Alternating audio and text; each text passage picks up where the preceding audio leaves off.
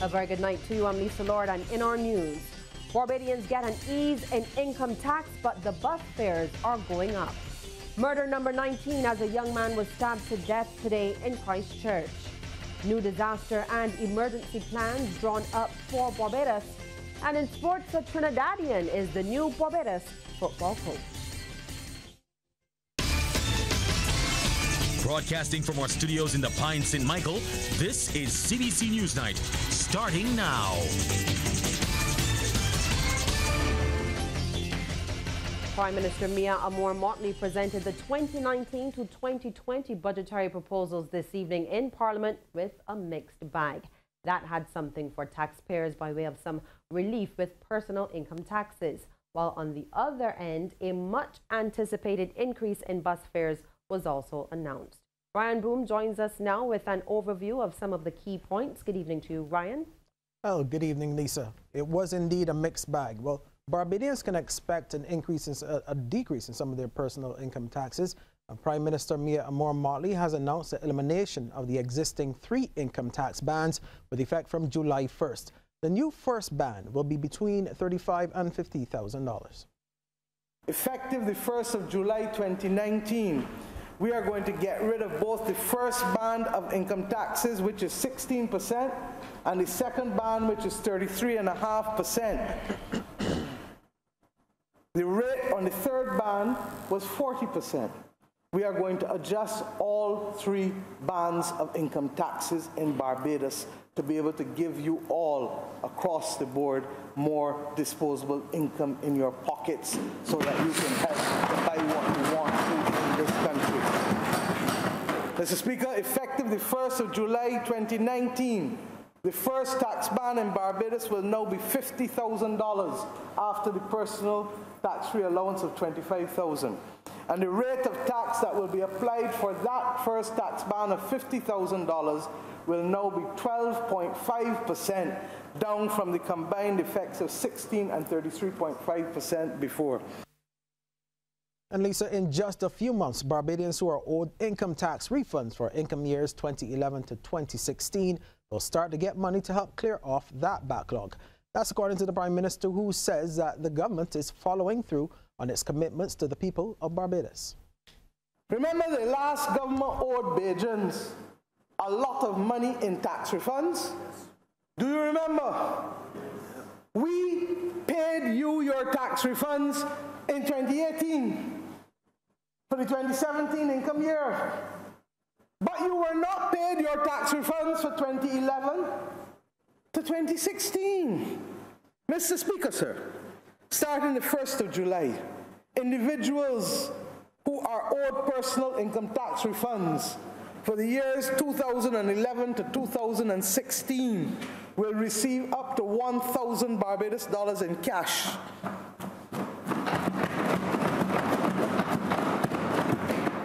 Mr. Speaker, you know how many that will repay? That will repay approximately 63,000 Barbadian households. Now, Lisa, she says Barbadians owed more than the $1,000 that is paid in July will then be paid the balance in full over the next 3 years. The Prime Minister adds that local businesses have not been left out, as they too will be getting some of the value-added tax refunds that have been long due to them. She says between 2011 and 2016, local companies were owed $166 million in VAT and corporate tax refunds. In this financial year, sir, all companies owed VAT refunds or corporate income tax refunds for the years 2011 to 2016 will receive up to 10,000 Barbados dollars in cash when they're owed, for what they're owed. This will repay, Mr. Speaker, in full 1,700 companies in Barbados, or 71% of the companies to whom we owe refunds. This one-off payment will cost us $10 million. The remaining balances that will not be settled at this point in time will be covered in 42 equal monthly installments beginning from the 1st of May of this year. Now, while there was some give in the budget, there was also some take as well. A much talked about increase in bus fares. The Prime Minister says the annual financial condition of the Transport Board has become untenable. as it has revenue of $20 million compared to costs of $65 million. Now, Prime Minister Motley adds that the situation therefore demands some form of increase in bus fare, given the fact that a fare hike has occurred only once in the last 30 years, and that hike was 50 cents. And from April 15th, Barbadians will have to pay 75% more in bus fare. From the 15th of April 2019, bus fares will go to $3.50 in Barbados.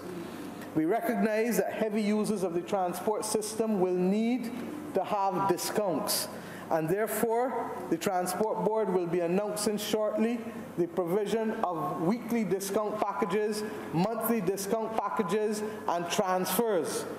But, Mr. Speaker, what we can't do is to keep the bus fare at $2. The government will continue to ensure that school children will not have to pay on Transport Board buses, and that would also include senior citizens and police officers as well. Prime Minister Motley has also touched on the issue of escalating violence in the country. She says it is a scourge the island will not ignore or tolerate. Ms. Motley says government has already begun taking steps to address the issue. The Prime Minister is concerned that many of the people that are getting into trouble are between 15 and 25. I have already asked the Ministry of Education to prepare a list of all the students who have been superannuated. In other words, sent out of school at 15 and just turning 16 in the middle of a year or at the beginning of a year, because we cannot leave them out there to flounder. Ms. Motley says there are many people who have left school and never learned about work. Trail, I said over and over, my biggest fear was that we had too many people in this country who had left school in the last decade and had never worked for the first 6, 7 years of their life. They don't know what it is to get up at 6 o'clock in the morning or 5 o'clock in the morning and go to a job. They don't know what it is to have to be disciplined, to curb your tongue, to understand that you can't just do as you like, when you like, how you like, if you like. Life doesn't work like that. And Lisa, those were some of the major highlights this evening. And Ryan, the Prime Minister also touched on gaming taxes as well. Yes, that was one contentious issue, a 20% withholding tax on winnings now, and there will also be a tax as well on all gaming establishments, and that is sure to cause a stir as well. And paternity leave? Yes, coming. We guys, we have something to look forward to in the next 12 months. Those of us who are able to get into that we'll be able to get that. The Prime Minister said that will be implemented in the next year or so. One other thing that I should touch on here is there was an issue related to sandals. She says that project, the Sandals Beaches project in St. Peter, is in jeopardy right now because the developers, Sandals, they're looking to ask government for a little more than government was anticipating at first. They're looking for something like 40 years of tax exemption, which the Prime Minister says Barbados is really not prepared to do at this time. Thank you so much, Ryan, as always. Well, while there wasn't a packed crowd outside of Parliament building, quite a number of well-wishers turned up early to get a glimpse of the Prime Minister and members of Parliament as they enter. Our Shane Jones was there. Prime Minister Mia Motley opted not to be driven directly into Parliament Yard, instead getting out in Marhill Street to meet those who came out to see her. She hugged, kissed, and offered them words of encouragement as they gleefully professed their support for her. She shook hands and took photos, and many of them gathered said they would be happy with whatever was presented. I will support anything she come with because it is a hard task for her. So I will support regardless of what. I know that she will do well today, and I know that today's budget, yes, will be a good one for everybody. But I say God bless her. Opposition leader Bishop Joseph Atherley says his reply will comprise of many suggestions for what he believes is the way forward. He identified what he wanted to see. I would like to know that we're going to hear some clearly enunciated policies of growth, because we can only bring the Barbadian economy around if we go to growth initiatives. We can't rely on fiscal balances and reserves props. So we got to get some growth sectors going. Then around 3:20, the Prime Minister and her team entered the lower house to deliver the budget. Shane Jones, CBC News. Police currently have a man in custody questioning in connection with the stabbing death of a Christchurch man.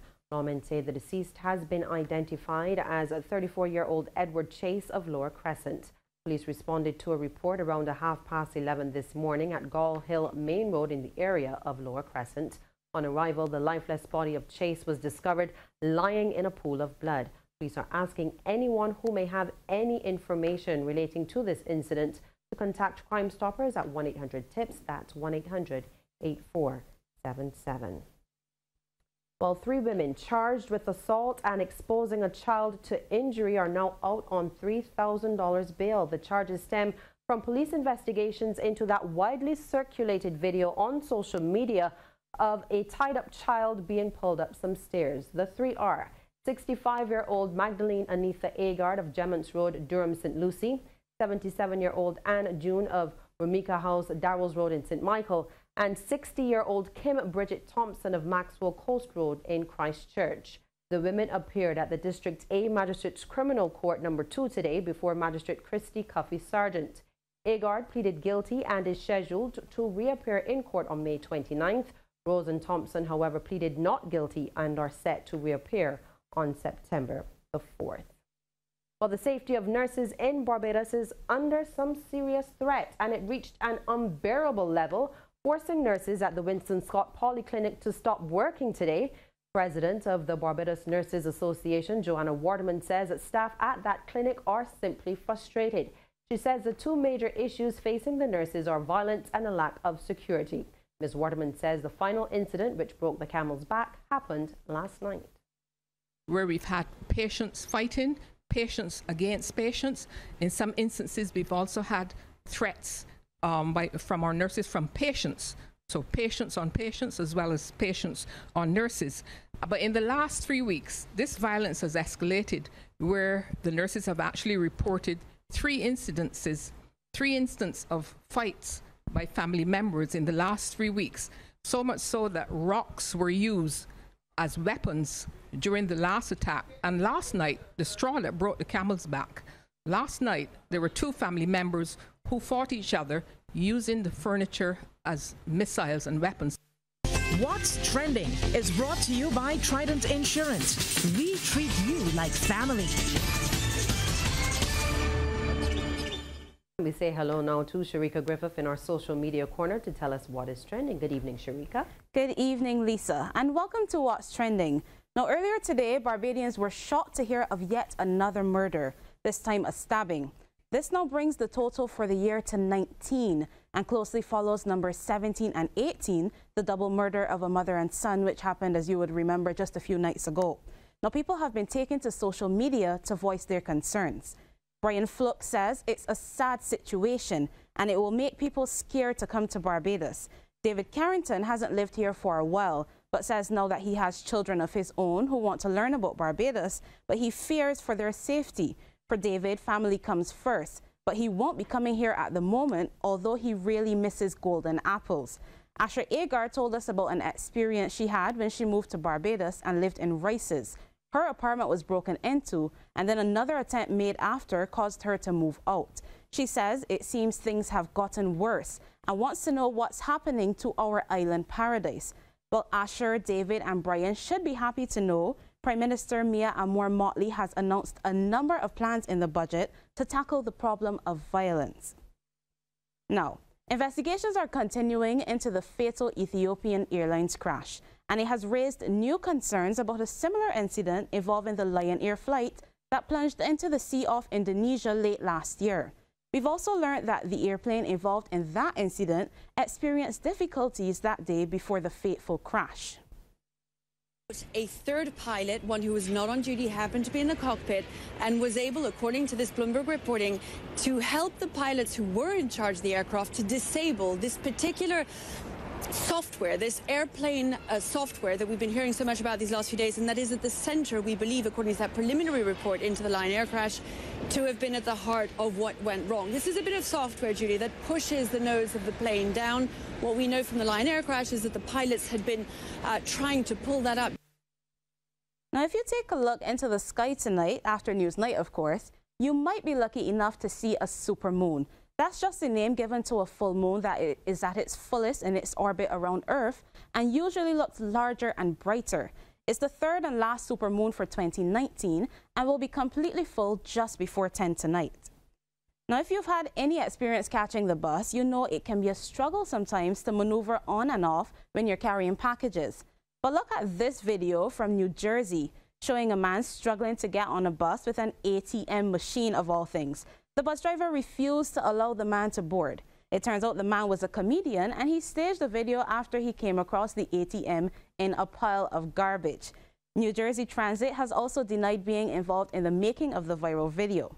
Bringing it back home now, it's my favorite time of the school year. It's sports term, and Barbados is buzzing with excitement because of it. Well, yesterday the NAPSAT final was held with St. Giles Primary coming out on top in the girls, and I know our Anne-Marie Burke is thrilled by this. Baileys were the winners in the boys. Well, the finals for BSAT will be tomorrow and Friday, and the friendly rivalry among the schools is heating up. Take a look at this video. We thought she dropped me, you know, we focus. When it comes to tight affairs for Russia, we feel that we scared of our foundation. This is the situation. Pure devastation. Pure devastation. I thought I don't like to catch up, but I beat them one and I make that call my heart. We beat them one of no cap. Don't know where my boys might set the chat. It's bare forward, no looking back. G, they say that he want piece of that. So tell QC to hold the chat when we live. We ain't jokey. We ain't left call me with the smoky. Now they ask at the back feeling lonely. It's he take off like Marble Lonely. And over at Comamere, this was the scene this afternoon.